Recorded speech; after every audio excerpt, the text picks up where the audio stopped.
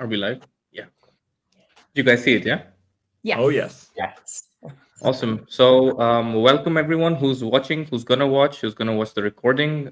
Thank you all for being here. This is a very exciting one today. One of my favorite topics to dive into recently. So, this one is all about comedy and how it applies to our life.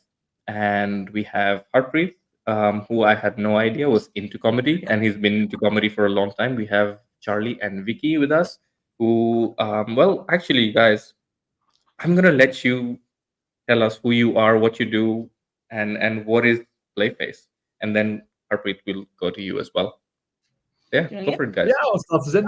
So hi, Charlie, Vicky. I've been doing improv comedy for about 10 years or so, and started doing more and more comedy, finding the world of clown, alternative comedy, sketch, stand-up, and eventually last year, me and Vicky decided to quit all our day jobs as software development and marketing, social media, and work full-time running a comedy company, teaching comedy, putting on comedy shows, also working with mindfulness and taking the lessons you can get from theatre, drama, comedy, and applying those to self-development and mindfulness. Pretty much what Charlie said. So my I'm also a happiness facilitator as well. So that's really fed into the kind of mindfulness side of things, and the idea that I've got so much. We've got so much joy out of improv, and it's kind of bringing that to people that don't necessarily want to be on stage but can still experience that joy as well. Okay, amazing. Thank you, Harpreet. Tell me, how did you end up in comedy before, or was it before business or after business? What happened? How are you here? Yeah, so I'm a personal development geek. So I've done personal development for about 15 years or so. And then I just happened to stumble across improv. I went to a place called the Museum of Happiness, and there was a mindfulness and improv session. So it was part mindfulness and part improv comedy. And I was like, what the hell? I'm going to give this a go. I love new experiences. Let's try something new. And it was the most crazy experience when you do your first improv class. It's the most crazy and fun and weird and mindful and present experience. And I just came away just feeling so connected to my inner child, who I probably had repressed for years and years and years, and just felt so happy. And I felt so much like serotonin and happiness and joy and expressiveness. That I just wanted everyone to do that, and so I continued that. So it's been about 6 years doing comedy, performing with Charlie and Vicky, and just love it. Yeah. Oh, thank you. Amazing. So my question to you guys to begin with is, what was the turning point for you? Like, when did you decide it's like, okay, now I got to move full time in comedy, or now I got to take it seriously for you, Harpreet? Like, let's start with you. So when was the time it's like, okay, I've had this experience, it's good, but there's a difference between, you liking something and then liking something and committing it to it for 6 years. So what made you commit? What made you go there? Yeah, so I think we generally do something due to an emotion, like we either feel good about something or we feel bad. There's like that pain and pleasure. And I just felt so happy going to all these improv comedy classes. I just would leave feeling invigorated, so happy. I'd wake up the next morning full of energy. I would laugh so much. You laugh so much during the classes. And it's just like, instead of going home after a busy day at work and watching comedy for 30 minutes, I would be in a class for 3 hours, just cracking up and laughing. And then people were laughing at some of the stuff that I was doing. And I was like, okay, that's quite cool as well. So I just kept attending workshops, courses, classes. I then put my name in the hat to join like a kind of a team, which I joined. That was for 4 years. They dissolved now, but then I joined another team, which Charlie and Vicky's in. And it's just this kind of like thing, which once you try comedy, or the type of comedy that I do, which is improv comedy, which is kind of like that stuff that don't know if you ever watched Whose Line Is It Anyway? That kind of American or British show. So that's the kind of the comedy I do is improv, whereas Charlie and Viki do a few different varieties of comedy. It just becomes just so much fun, and for me, I just get to tap into that playfulness so much that it's helped me as a public speaker, a motivational speaker, and in my business, it helps me, to bring in play, to bring in joy, to bring in creativity in my daily life as well now. Yeah. Oh, nice. Okay, I'm gonna tap into that later on. But Charlie and Viki, let's hear from you. So, what was the turning point for you? So, how do you go from being this into software and digital media, and how do you find comedy, and why switch to it long term? What happened there? Cool. So, I started doing improv about a year later than Charlie, and being like, oh, that sounds really scary. And yeah, so from my first class, I was kind of hooked into it. I was thinking like, oh, you're making me able to speak more exactly like Harpreet was saying in terms of like speaking out in like whereas at work kind of pitch meetings, big company meetings and everything like that, and having the confidence. I used to be a very, very shy person, and it kind of bled throughout my life of just making me kind of happier and just feeling more positive towards things. And it was last year I was on a retreat that wasn't it was the best thing for me at the time, but it wasn't necessarily as well managed as I would like it to have been.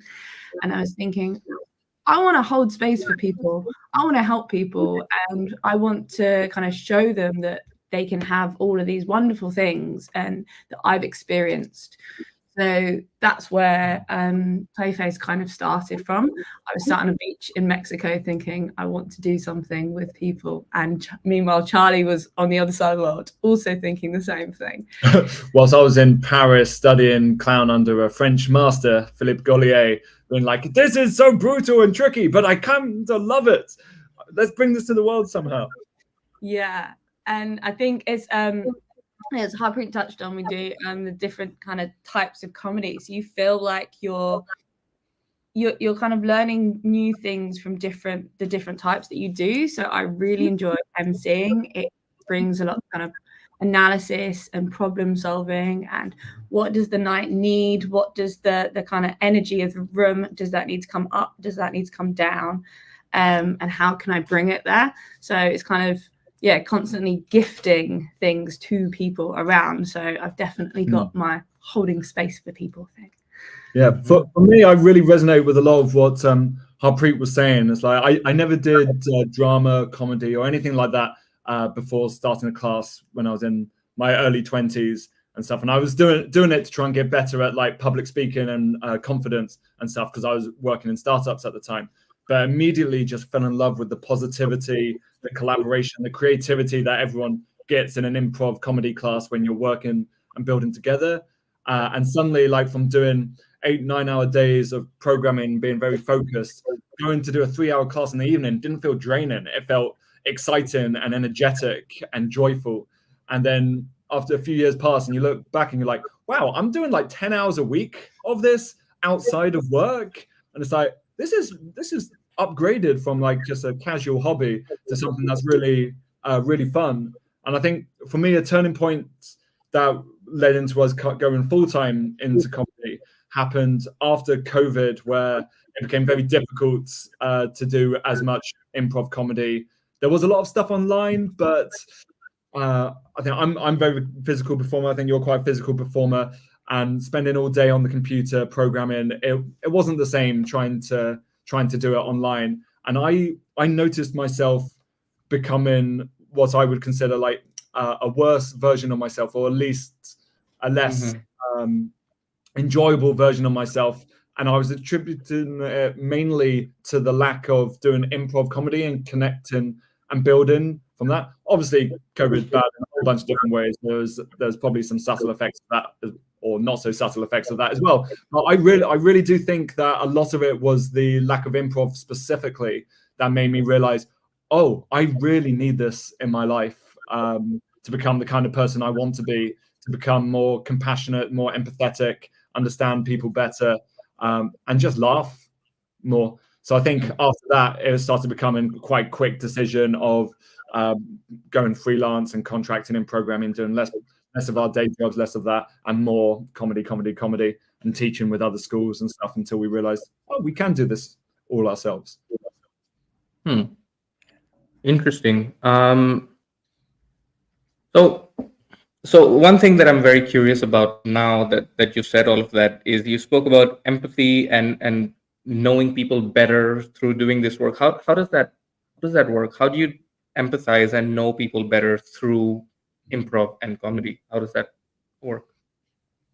Yes. So so this is specific to improvised comedy or comedy where you're playing characters and stuff like that. So you're acting. You have to wear many hats. You have to put yourself in the mind of these characters that you're trying to portray.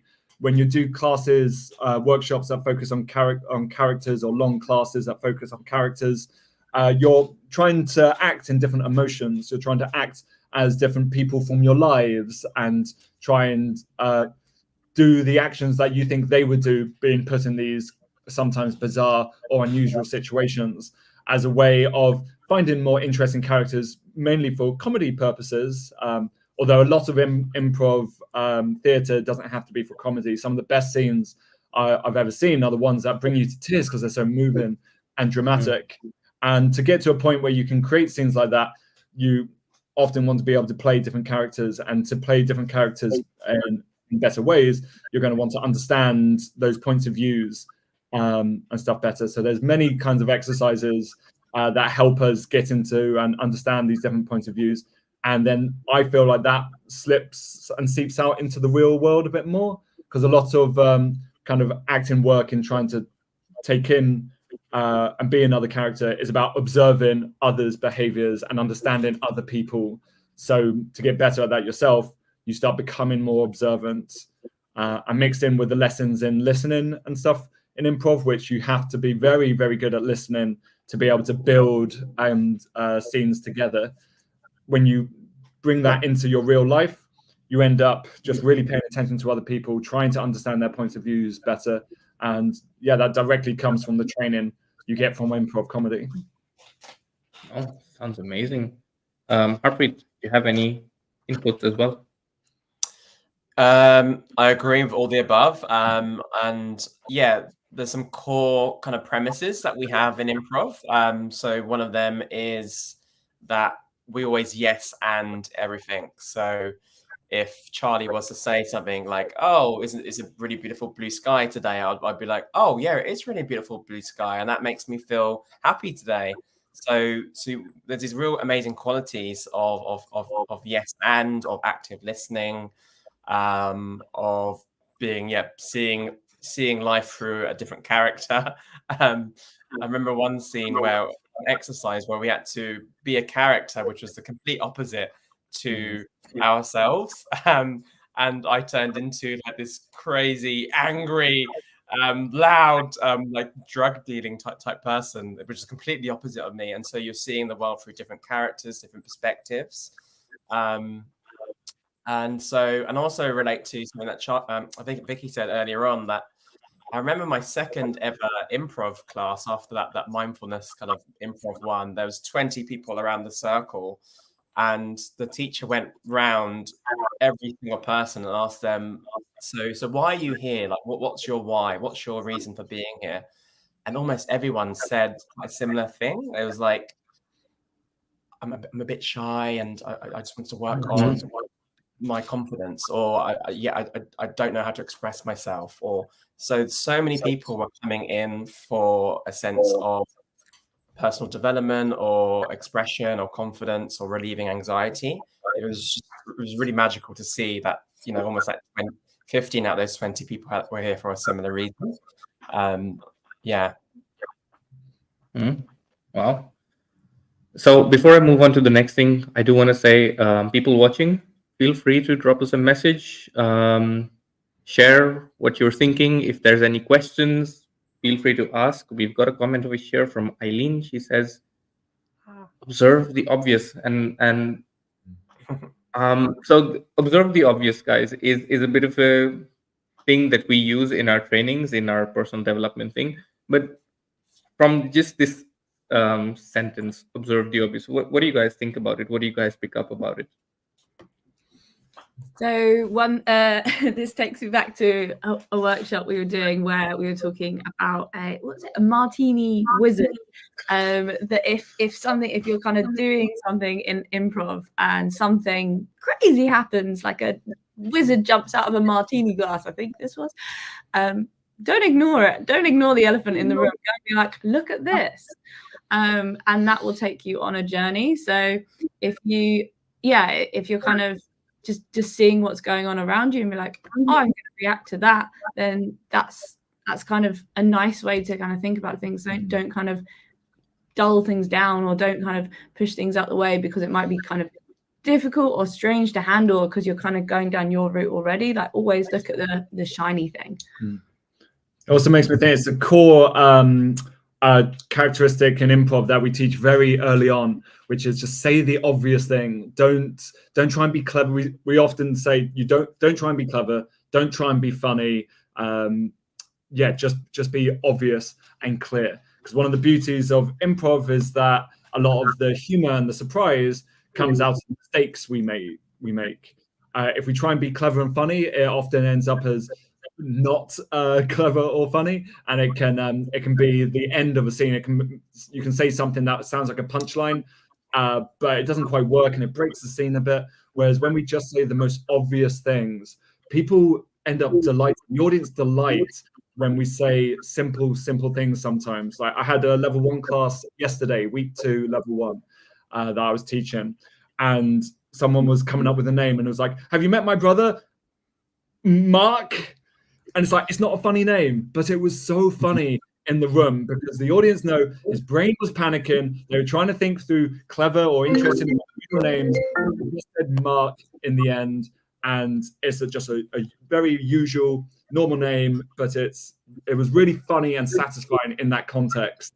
So just being obvious and saying the simple and clear things in the context of improv and stuff, and I think a lot in life as well, is great. It's all you need. We don't need to be thinking of wild and wacky things all the time. All right, that is pretty crazy for me too. It's like, okay, don't try to be funny if you want to be funny. Yeah. Because so in one of our trainings, and Harpreet will know this. So one of the things that we do is we teach intuition, and we teach how to read people from the sort of subtle cues that they give by just being themselves. And one of the techniques that we use to get there in terms of being comfortable with letting our voice do the job for us is we do this sort of, I guess it's an improv exercise where we just start talking and we say, and we pass it on to the next person to continue the story, and we keep going in circles till we're told to stop. And the thing is, we don't get time to think. We don't get time to be clever. It's just, and then it's on you, and then you just got to start talking at the time. And one thing I learned was you can't plan for it. You really can't think of what you're going to say next. You just have to let it out. And for me, when I did that, when I did well on the exercise, was when I was just saying the next thing that was on my mouth rather than trying to, make a clever story out of it. So that is very cool to hear and understand. It's like, because for me, what that does is it makes it a bit effortless. It doesn't require you to be intelligent or smart or someone, be someone that is beyond who you are. So that is awesome. Thank you for sharing that. And I think one of the big secrets with some like improv comedy, or not a secret, it's a misconception, is that so many people think you have to be quick, you have to be funny, you have to be confident. I could never be that big, bold, or brave, or funny on stage. And they're pretty much all the opposite of the things we try and teach and train people. Where we want people to get on stage, just say the obvious thing or whatever they have in their head. And if that's nothing as well, then that's great. That's already a character choice. Most people speak too much in improv scenes and don't give enough silence. When students come and they kind of freeze up or act a bit awkward on stage because they're maybe in front of the class for the first time. That's a character, and that character can be really interesting and really funny and is really relatable because everyone in the audience, a lot of people in the audience are thinking the same thing of, oh, I might act like that if I was in that situation. So then when someone comes in and breaks that tension or just interacts with that character, it's delightful to see. And then it gives the performer on stage who is genuinely acting a bit shy or unconfident, not knowing what to say, it gives them the confidence because they're like, oh, it's okay to be like this, to be vulnerable, to be who I am, which right now is someone who's not entirely sure what to say or what to do. That's okay. And this is working on stage. People are actually enjoying this, even though I'm doing nothing. And it's beautiful to see that when it starts clicking in students' heads. Oh, that is so cool. Because I completely thought the opposite, obviously, because I haven't, ever been in that world. But shit, that's cool. Because one of the biggest principles that I teach, and Harpreet also does, I'm sure, is that you don't need to fix yourself. You don't need to change anything about yourself to be who you want to be, to get where you want to get. As you are is great. And for me, this I relate to this in that way. So one question does come here, because it's like, okay, you can be awkward, you can have those things and it works, but what happens when it doesn't work? Because I'm sure there's times where it doesn't work. So how do you deal with that, where you can obviously see that the crowd is not getting it, or they're not laughing, or it's the energy is just going down? Because I've been to a few comedy shows.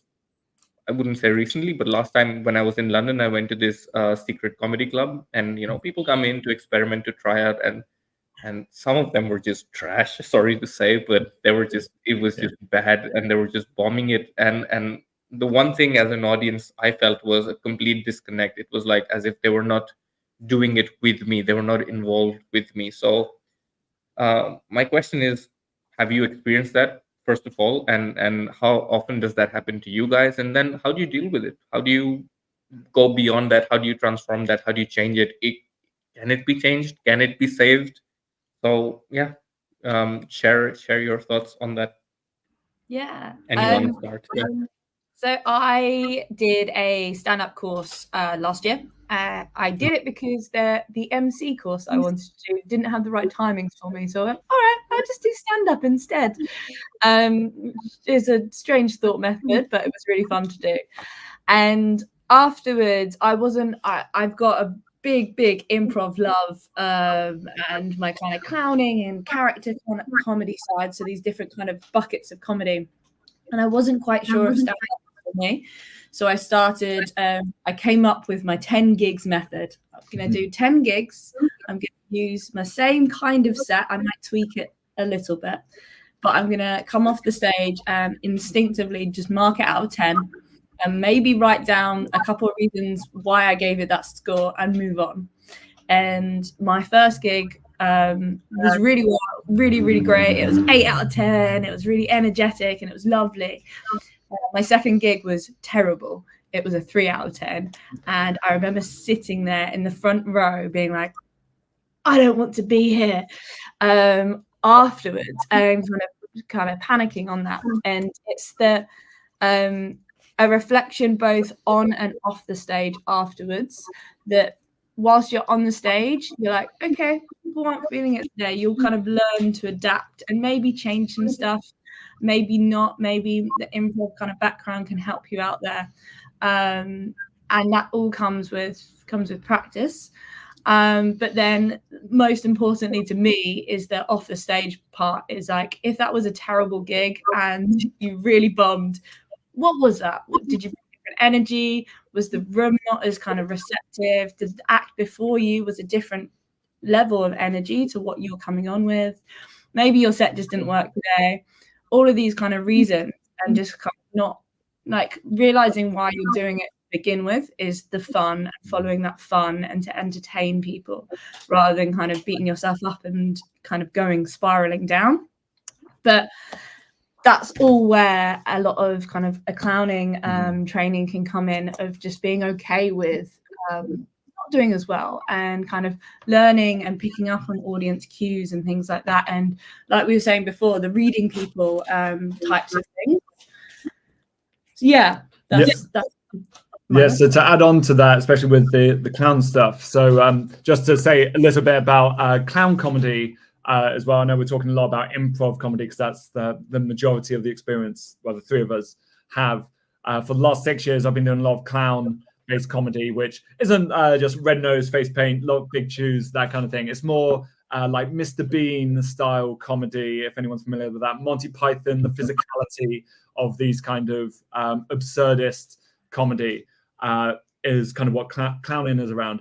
And I think clowning is much more specific to your question here about what to do when things go wrong and stuff. Because in clown comedy, instead of developing like a relationship with your scene partners, which you would do if you have multiple performers, the main thing clown performers are doing, and this is across all kinds of clowns, circus clown, children's entertainment clown, and clown for comedy, is a connection with the audience. You're trying to develop a very deep connection to the audience so that if they're enjoying what you're doing, you do more of that thing they're enjoying. And then you start trying to heighten it, develop it, and hopefully sustain it for more. But as soon as they start not enjoying what it is you're doing, that's your warning sign to be like, I need to change. I need to go back to something they were enjoying, or I need to try something new. And it's really fostering that connection. And that's something that's really emphasized more than any of the other forms of comedy and performance that I've seen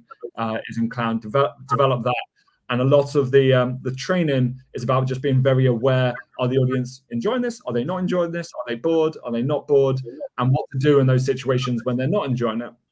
And a lot of the things to do in those situations, you either have things you've tried out beforehand, some things we call like saves. So your little like catchphrases or go-to actions. You might see this with stand-up comics a lot, when they might point out the obvious and say like, oh, well, that one didn't work. That's not going to make the Netflix special.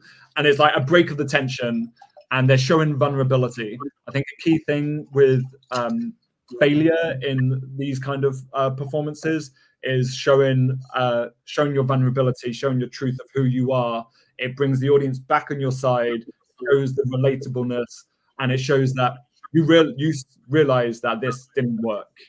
And we know that as the audience. One of the worst things I think you can end up doing in these situations where things go wrong is plow on with your set, if you have a written set, regardless, or keep on doing the same thing that's not working, regardless of the fact that the audience aren't enjoying it. If they're not enjoying the first 2 minutes of your bad little bit, they're probably not going to enjoy the rest of it. So cut your losses and just try something else. Something joyous might come out of it. And especially in clown training, we go through techniques of how to kind of observe, like figure out that kind of stuff. I think in improv it can be a bit different. You just need to focus down on your scene partner and make things simple. Give yourself a bit more space and just connect a bit more. So, yeah. Amazing, thank you. A lot of takeaways for me there. But Harpreet, I want to hear from you as well. So again, to sort of start with, what I want to know from you is, bad sets, when you're on there and it's not working, what do you do? How do you change it? What works for you, what doesn't? Yeah, so I've not done stand-up, so I'm putting that out there. Maybe one day, who knows? Go away after this and start writing a set. So mostly done improv. I have done a bit of clown comedy, but what I've noticed is that in the past, when I've had like a bad improv comedy gig, it's usually because I'm so in my head. And there's a phrase that Tony Robbins says, like when you're in your head, you're dead. When you're in your heart, you're smart. But there's been these times when I'm on stage and you're in improv, you're in a group of other people, like your team. So there's usually about, let's say, typically 2, 3, 4, 5, 6 people on stage at any one time. And I'm not listening to my scene partner. So for me, there's blocks to the presence of the moment. So I'm not listening to my scene partner. I'm thinking ahead. I'm trying to be funny. And I blurted out something random, which is completely not in context to what's happening. And it's just so awkward and it falls flat. So one of the best things that I was taught, actually, I don't know if you remember the etchy sketch, like when you were a kid, you used to like draw, and then you like wipe it out.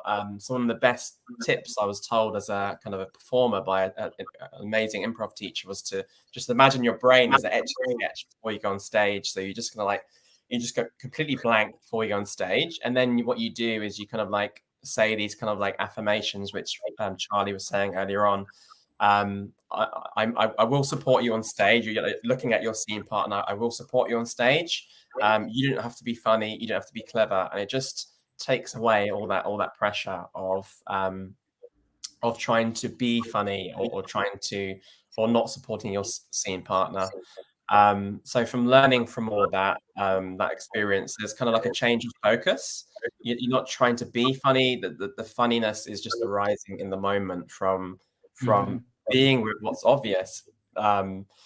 And yeah, so we use these different kind of premises to find the funny, to find the game in the scene, we call it, or to say sometimes the obvious thing is just the most funniest thing. And then personally, I go away and then reflect on my show and just look at, okay, what went well, what didn't go so well, what premises did I use in that show, what didn't I use, what did I love about other people's shows, and what could there's kind of like that reviewing process that I personally have as well, to kind of bring that into that next show as well.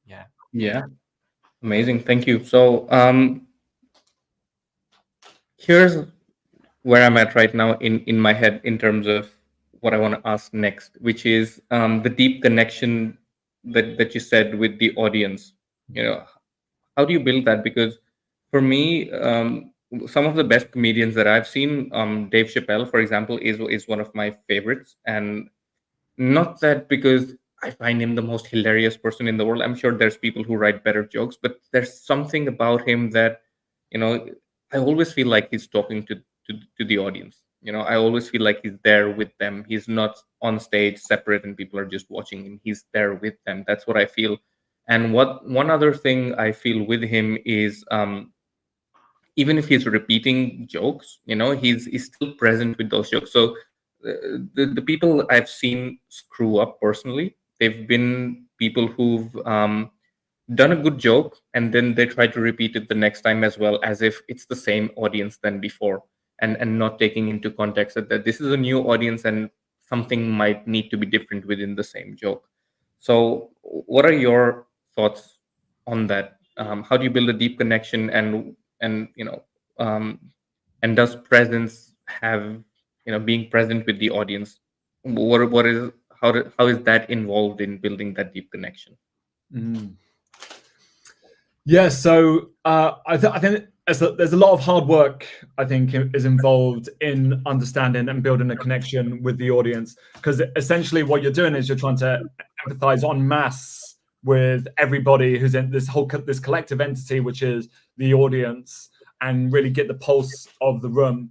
I think knowing your material, which sounds ironic as an improviser, and all the solo stuff I do is mostly improvised as well, but knowing what you're doing, so whether it's improv and you're comfortable with the structure of you're doing, or you're just comfortable with your team or whatever it is, or if you're doing a performance or you're giving a talk, being so comfortable with your material that you can flex. You can move in and out of it, so that when you're seeing the audience and you're like, the energy feels lower, and you might recognize that by either having done those exercises and stuff beforehand, or reading rooms, or just being in a room, and you can often feel when an audience is dead in the water. If you're giving a talk at work or something like that, and people are checking their phones and stuff like that, feeling that the rooms needs a bit more energy. If you know your material, you can end up flexing around that, saying them in different ways, delivering it in different tones, and stuff like that, or just going off for a little bit. If you've done improv practice, stuff like that, starting with a story that's got nothing to do with anything, but is just there to try and make people feel a bit more relaxed or at ease, or something like that, I think can really help. But yeah, you've just got to practice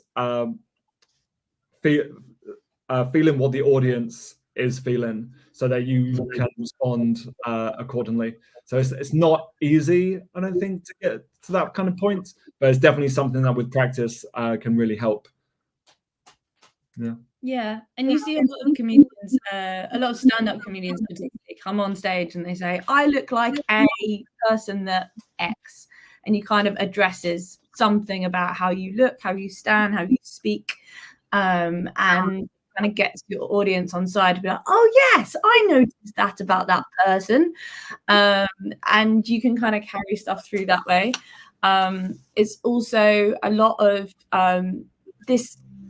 Say in improv, you'll come onto stage and you'll start your show off by interacting with the audience. You might be asking for suggestions of things that you can put on stage, or and you kind of, it depends how much what the format of your show is.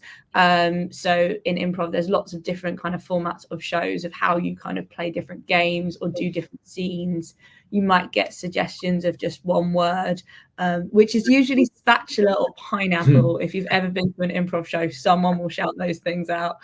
You might get life stories, you might replay those back. And it's that kind of audience interaction to begin with that can kind of settle you in and be like, we're here, you're in a safe space, we're going to give you a nice show now, and it's okay, and everything's going to be lovely. And it's that kind of setup, which you then see in kind of stand-ups, stand-up and clown, where that's the kind of job of the MC then, to read the room and see what is needed. And it's kind of showing that you're, especially like MCing, you're showing that you're strict, you don't want anyone talking in your show, you want people paying attention, but also you're a lovable person and you're here to have a lovely time. So it is a very kind of tricky balance. And we've had some very interesting shows MCing, especially around Christmas and a festive audience, when you're trying to play out those different kind of levels of please like me, but also please do as I say. So yeah. Good stuff. Thank you. Harpreet. Yeah. And I think in the improv world, it can be a bit easier than the stand-up world, because let's say the MC for the night, who's introducing the whole night, will come on stage, and there's so much interaction with every single member of the audience. It's like, okay, so welcome to the night. How many of you have seen improv before? Give me a noise. And then everyone's like feeling like they're involved. They're like shouting out. And how many of you haven't seen improv before? Make a noise. Or everyone now, let's play around. Everyone now just shout out your name or shout out your favorite dinosaur. So everyone's kind of involved. Everyone's in as one at the beginning.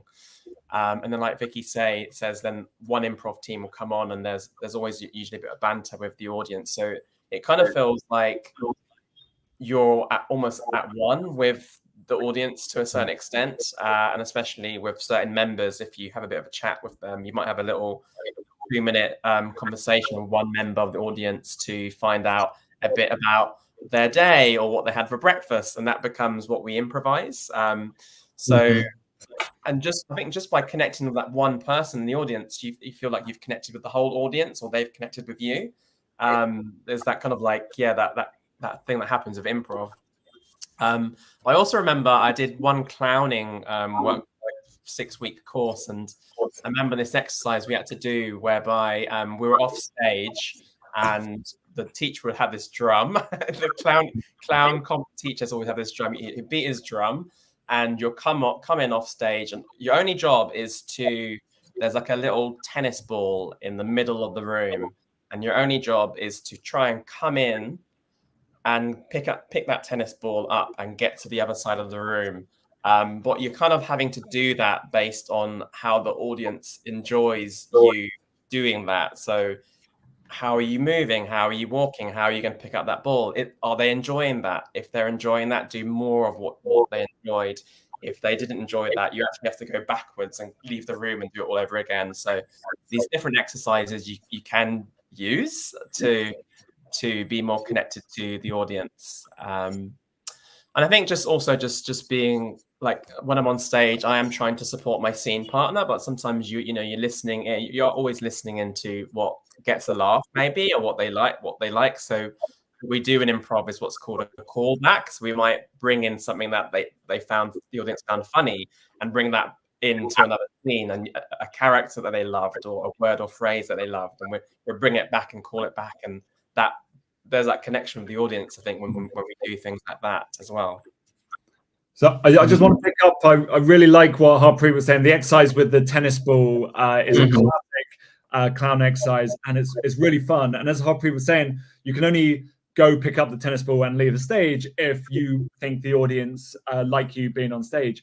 However, there's so much fun in failure and vulnerability that you get so many performers who are there by the entrance of the stage and are just moving backwards and forwards, backwards and forwards, backwards and forwards. And they are the funniest people. They never complete the exercise. But one, very few people complete the exercise anyway.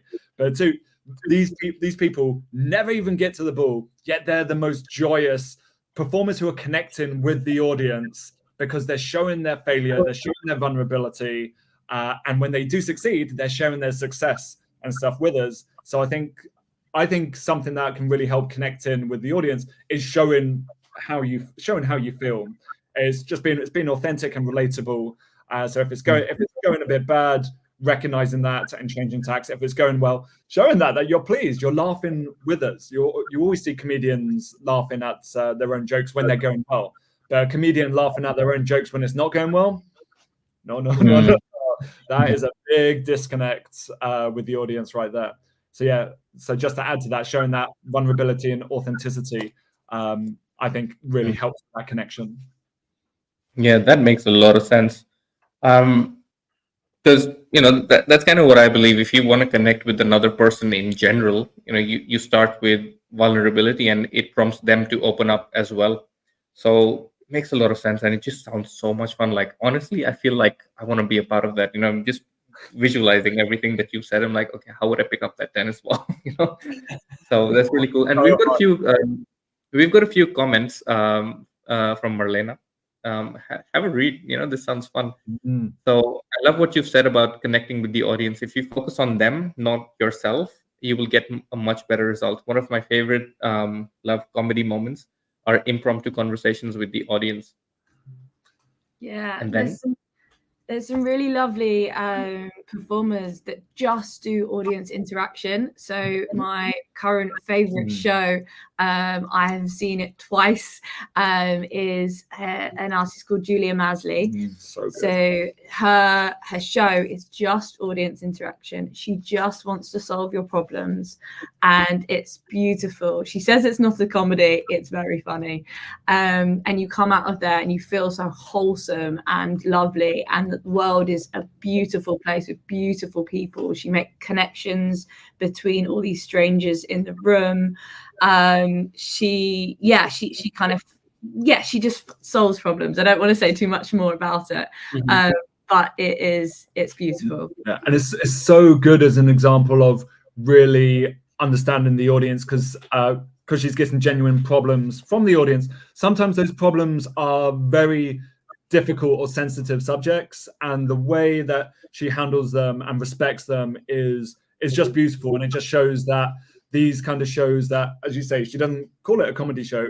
I would call it a comedy show because it always ends up being amazingly funny, but it doesn't have to always be about comedy. And the most beautiful moments I've seen in the shows we've seen of that are some of the ones that weren't the comedy moments and stuff. And it all comes from that connection and the vulnerability and sharing that and respecting the audience's boundaries and stuff like that. Yeah. I've got so much to.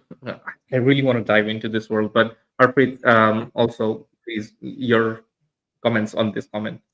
Yeah, thanks, Marlena. Like one of my favorite comedians is a guy called Ross Noble. He's been around for like 20-25 years. Guy from Newcastle, Geordie. He's got long hair. He's really big in Australia, New Zealand as well as the UK. But literally almost all of his show, or at least half of his show, is fully audience interaction. He's just going around and he's like, oh, you've got this funny look about you. Oh, that's an interesting hat, and there's a kind of ad-libbing that happens. And what I kind of really got about Marlena's comment is that what I notice about what comics are doing there is that there's a change of focus. Like it's no longer about bringing the ego in, or it's not about us. The focus isn't about us as a comic making jokes and getting people's laugh and getting significance and validation. For me, I noticed there's a switch of focus there. There's a focus on for me, for instance, in improv comedy, there's a focus on my scene partner instead of trying to make me be the hero of the scene, or as stand-ups or other comics, there's a focus on being there with the person in the audience. So I think there's a quite nice subtle shift. Instead of focusing it on us, which brings in the ego and our limiting beliefs and our need for validation, by focusing on the audience or focusing on someone else or focusing on the end result of this scene being fun and playful and joyous, it just switches everything, because where our focus goes, energy flows and that kind of thing. So I think a switch in that whole focus switches the whole energy in a show. That's really cool, because I'm kind of relating this to sports. So I play a lot of football, and especially because it's got a lot to do with the team. And one thing that I find works really well for me is that if you know the skill and the talent of the other person, and then I go to myself, okay, how can I adjust myself or my positioning to make their talents stand out, and so that that would then serve the whole team. So that's how I'm relating it. Is that what you're saying? Does that make sense? That really connects with an exercise that I love doing in improv, which is where you get a handful of people up, maybe 4 or 5 people up, and you get each of them to say the thing they enjoy most in improv. They're just most fun they ever have. And then we just see a series of scenes where each person, your only job is that whoever else is in your scene, there'll be 2 people in the scene, you're trying to do the thing that they love, just that thing that they really, really enjoy. And you get the most joyous scenes come out of it. And often there's scenes they're very often funny scenes, but often there's scenes that aren't funny, but they're just so fun and beautiful, because you just see how much enjoyment this performer is having, and they're sharing it with us. And I think it's the generosity in improv, as Harpreet was saying. In improv, you focus on your scene partner. It's like if everyone in improv comedy is trying to make their scene partner have the best day ever, look like the best, but everyone's doing that, everyone's going to have the best day. And I feel like that's a strong staple of improv comedy, and a strong staple of clown comedy is you're having that love and attention, but directing it mostly towards the audience and making sure that they have the best time. And as with all forms of comedy, there's overlap. So in improv, it's good to have that focus on the audience as well. And in clown, it's good to have the focus on your scene partners as well as the audience. There's obviously a balance going on.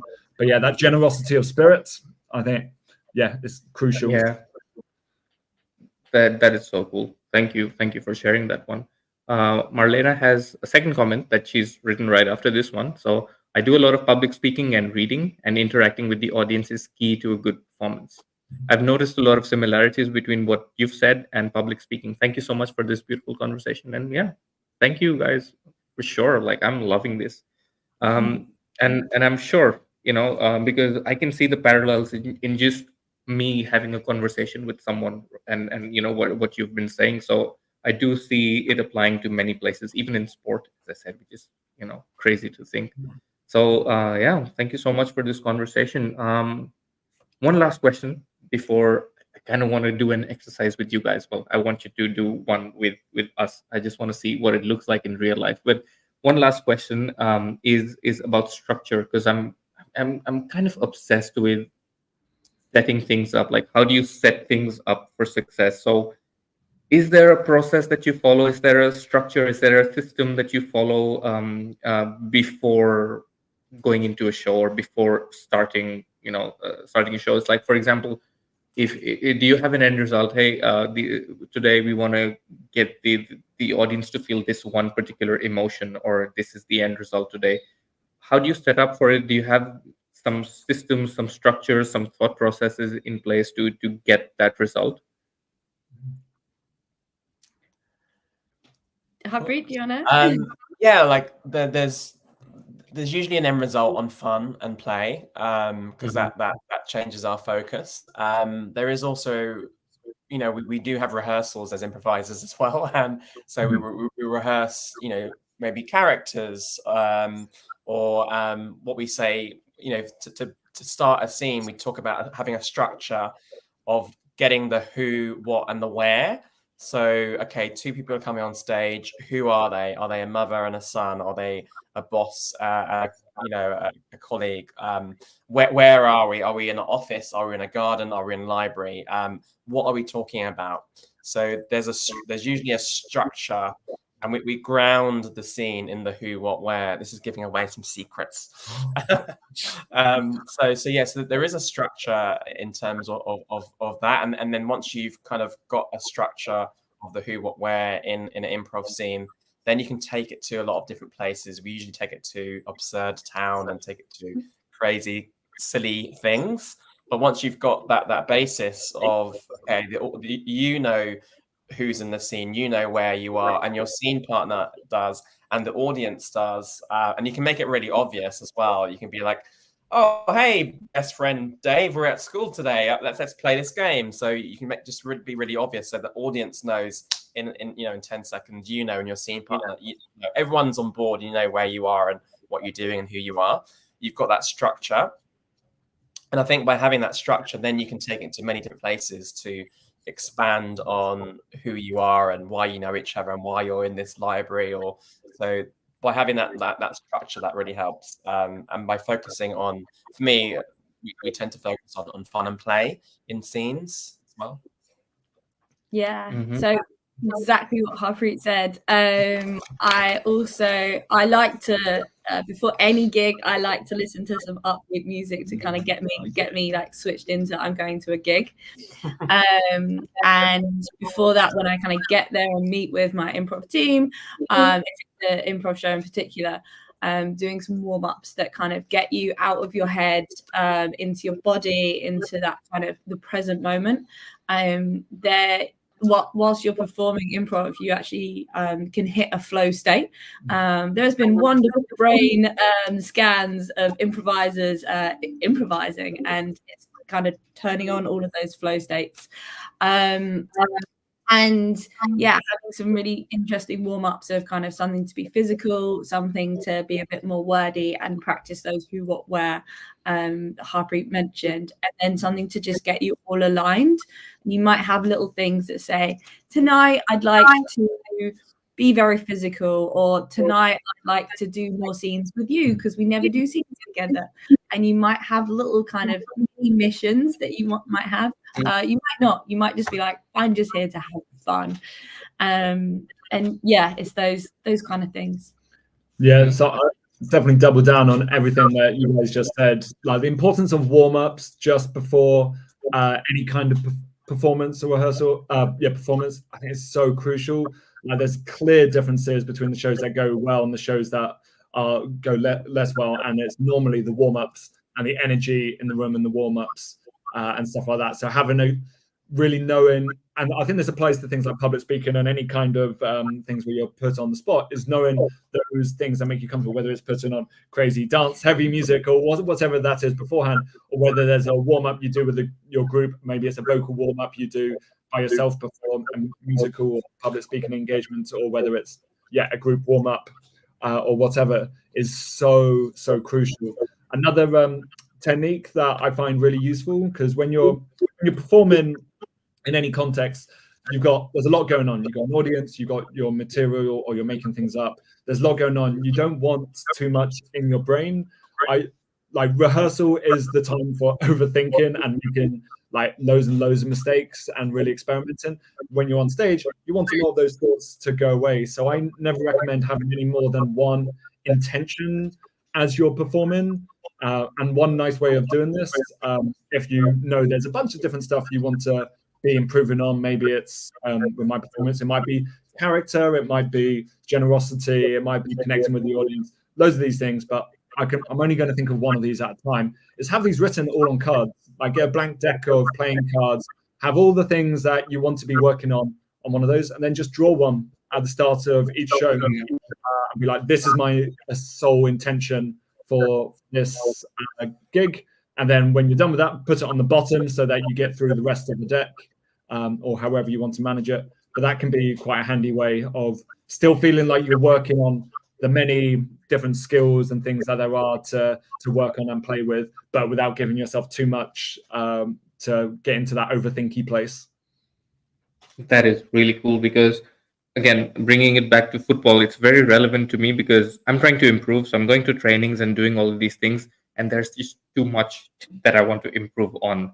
And for the last few weeks, at least, what's been happening is I'm trying to do too much. Like I'm going into one position and then I'm trying to go into another one because that requires a different set of skills, and it's just kind of all over the place. And that is such a good idea to just pick one, because that's kind of like that's exactly what I do when I'm writing as well. It's always about one thing. Just focus on one thing and let it out from there, and it just makes life easy, comfortable.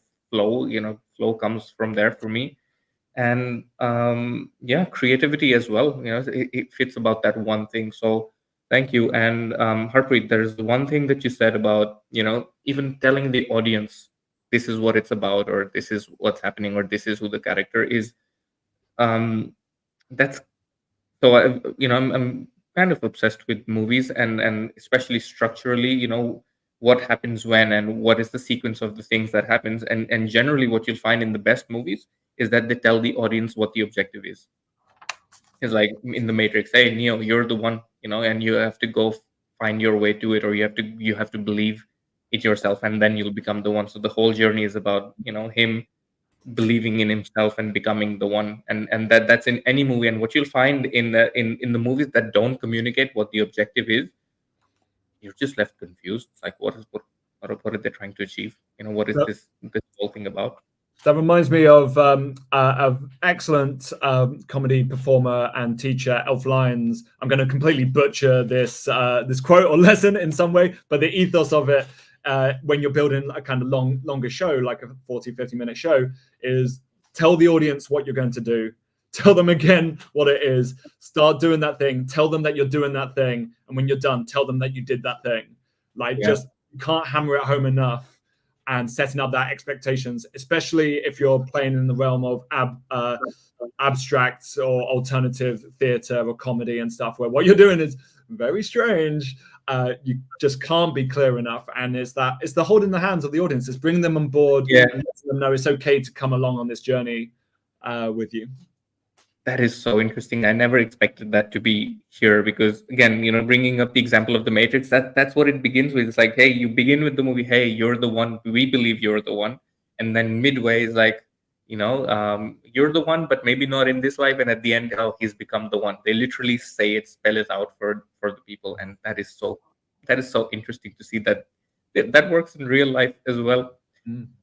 So amazing. All right, guys, we don't have much time, but I would really like, for myself at least, and for the audience, is if you could, teach me an exercise, if you could teach me something that will bring me in the present, that will sort of open me up in my expression. Did you guys have something? Is there something that you can share? Absolutely. Firstly, Harpreet, did you have anything? We've got some ideas.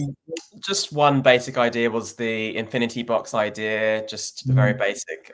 But yeah, let's hear also what you guys. Yeah, let's see it. Yeah. Yeah, we were thinking of basic, literally a yes and exercise to show the power of collaboration and agreement, or like wise words as a nice way of closing with a wise statement. Yeah. All right. Is that? Yeah, let's do wise words to close with a wise statement. So the way this works is it's what we call a word at a time game or exercise. So I'm going to go clockwise in the order I'm seeing on the screen at the moment. So Harpreet, me, Viki, Arush. So, and then it'll keep on going round and round like that until we feel like we're done. So we're going to say a wise saying, something like the grass is always greener on the other side. Something like that, but we're going to be making one up. So it's not a common saying.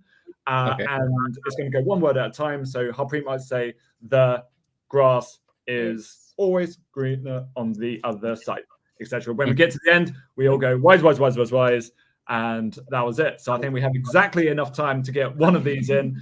We can go more than once if we haven't finished the sentence. So Harpreet, would you like to start us up? Always get your best suit. wise. I think maybe one more for good luck. Yeah, let's do one more. Be profound. Always get your best suits. It's. I think the ethos of that message is feel comfortable in yourself. Let's get one more in. Harpreet, kick us off. The way To Be in yourself is to always be yourself. So wise. And I think sometimes the beauty with those kind of exercises is the statements you're saying are either stupid or obvious, but there's something joyous in discovering it together that still makes it entertaining and fun, even if you look back at it and it's like, that's not a funny statement. But in the moment when we're discovering that, it's joyful. Yeah. And the crazy thing is, if I look at it from my sort of, overperforming perspective, I'm like, those are the shittiest words I could have used, to make something funny. I'm like, come on, man, but it worked. It works. That was fun. Yeah. So, and that is perfectly on time, guys. So thank you so much for joining us here, giving us your energy, giving us so much wisdom.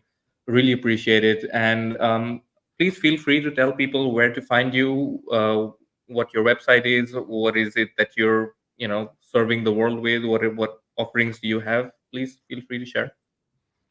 Cool. So you can find us at playface.fun is our website name, and Playface Comedy on all of the socials. And we do workshops and courses based in London, as well as shows and community events as well. And I'm an intuitive life and business coach. I do something called the Intuitive Business Academy, and I'm also a greatness coach for people who want to find their greatness or to get rid of those blocks which are getting away from their greatness or living in their hearts. Yeah. Awesome. Thank you. And thank you again, guys, for showing up, sharing your wisdom, giving us your energy. That is very generous. Really appreciate it. And hopefully see you guys very, very soon again. Thank you. Thanks, Suresh. Thank you, guys. See you. Bye. And